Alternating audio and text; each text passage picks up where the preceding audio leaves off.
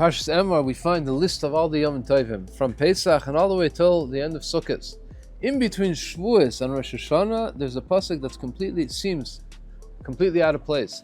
Pasuk tells us of the mitzvah of Peah, also Leket and Shikha is also in that pasuk, that when you finish gathering all of your harvest, do not gather the harvest until the end. You have to leave a corner of the field. Peah, you have to leave for the poor. And Leket also, if you drop something on the way, one or two, we know the halachas, don't go back and gather it, leave it for the ani. Okay, important mitzvah of Peah and Leket. And then the Torah goes back to the Yom Tovim. It's after Shavuos. Now we're going to go to Rosh Hashanah. Why is this mitzvah of Peah sandwiched here in between Shavuos and Rosh Hashanah? The Medrash addresses this question, but the Medrash gives a very cryptic answer. The Medrash says like this: those who finish their field till the end, that means they don't leave for the poor, so Hashem will also finish them. Hashem will not give them life. But Klal Yisrael, that they're Mekayim, the mitzvah of Peah, they don't gather the harvest until then. They leave something for the poor, so Hashem also will not finish them off. Hashem will give them life for the next year, and that's the remez of Peah right before Rosh Hashanah. But what does that even mean? Why is the mitzvah of Peah symbolic of the fact that we're going to be blessed with another year of life and another year of health? When we ask on Rosh Hashanah for life, one of the central additions to the davening, which starts on Rosh Hashanah, goes to Yom Kippur, is the Zachrenu L'chaim.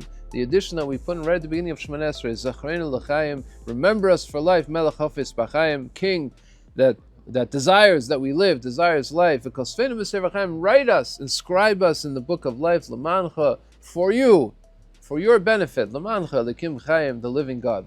The Zohar, when it discusses this request, this supplication that we ask Hashem for life, the Zohar says it's not really such a great thing. It's like dogs who are barking. Give us life, give us sustenance, give. That's like a dog barking. It doesn't look so nice. What does this mean? What's wrong with asking for life? And if it's so bad, why do we actually do it? Why do we put it in the Shemoneh Esrei? It says the Shem Shmuel, there's two types of people who ask for life. There are those who ask for life just because they want to live another day. They're happy with their lives, they're enjoying life, and they want to enjoy it for another day. That's like a dog. He doesn't think of the future. He doesn't know why he's living, what's the meaning of life. He just wants to live another day so he can chew on his bone and play with his tennis balls.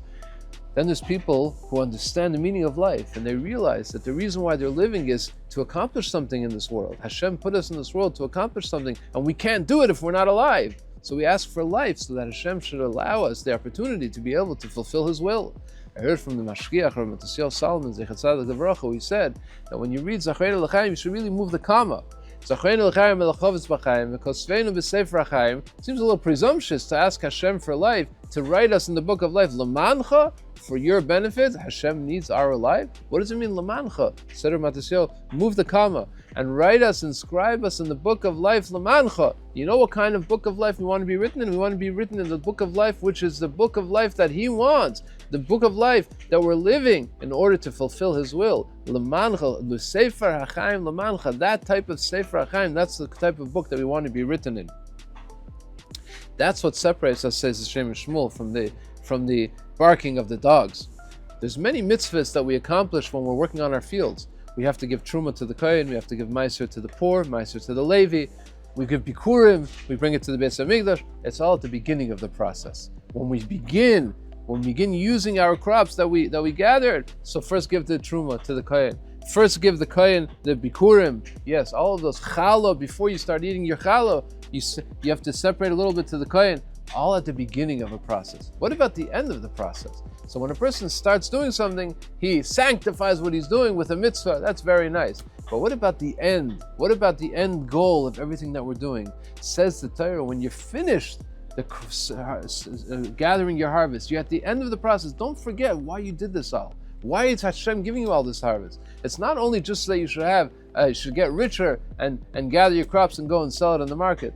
Remember the ani, remember the poor. Hashem says, I gave you this field, leave a little bit for the ani. You drop something, don't go back and pick it up. The mitzvah of Peah and Leket is something which is associated with the end of the process. The end of the process means the goal of the process. When you're thinking of the goal, think of the mitzvahs, think of why you're doing it all.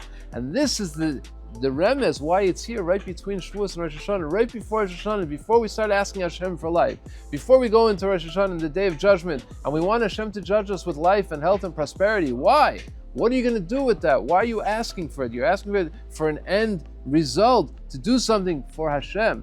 Don't finish the field till the end. Think about why you're doing it. Think that at the end of the field you have to leave something for the ani, because Hashem said that it's my field. I gave it to you in order that you should do what I want you to do with that field. If we go with that approach, then we're not like the dogs who are barking, give us life, give us life. We're like a person who understands the meaning and the value of living another day in order to be able to do HaKadosh Baruch Hu's will in this world, to be able to be Mekayim another mitzvah, to be able to learn another word of Torah.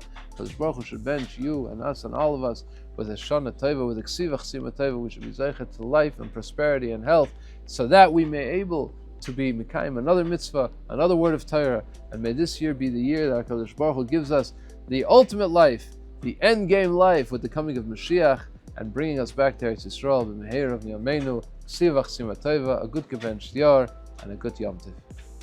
Please don't forget to subscribe. You'll get the video every week by subscribing. Put a like. Thank you very much. Good Shabbos.